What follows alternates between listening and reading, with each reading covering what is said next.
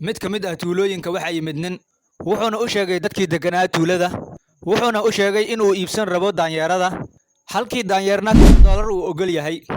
Dadkii tuulada waxay arkeen in hareerahooda joogaan daanyeero fara badan. Waxay galeen keynta waxayna bilaabeen inay ugaarsadaan daanyeerada. Ninkii wuxuu iibsaday kumanaan daanyeero ah halkii daanyeerna wuxuu ku gatay $10. Laakiin daanyeeradii oo yaraadeen awgood dadkii tuulada way isaga soo noqdeen ugaarsiga daanyeerada. Kadib ninkii wuxuu shaaciyay in hadda uu ogol yahay $20 halkii daanyeer. Taasi oo soo celisay xamaasadii dadkii tuulada iyo in ay mar kale ugaarsadaan daanyeerada. Durbadiiba daanyeeradii waxay noqdeen kuwo dhif ah oo aanan la helin. Dadkiina waxay isaga noqdeen guryahoodii iyo beerahoodii. Ninkiina wuxuu kordhiyay qiimihii lacagta ilaa $25 halkii daanyeer. Waxaana adkaatay in la arko daanyeer iska badaaba in la ugaarsado.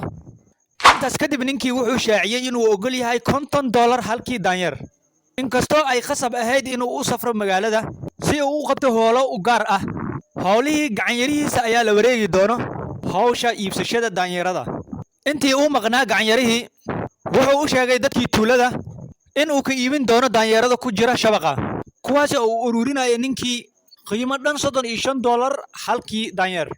Si ay ninkii marka uu soo noqdo ay aga iibsadaan $50 halkii daanyeer. Dadkii tuulada waxay ku maalgashteen keedkoodii oo dhan.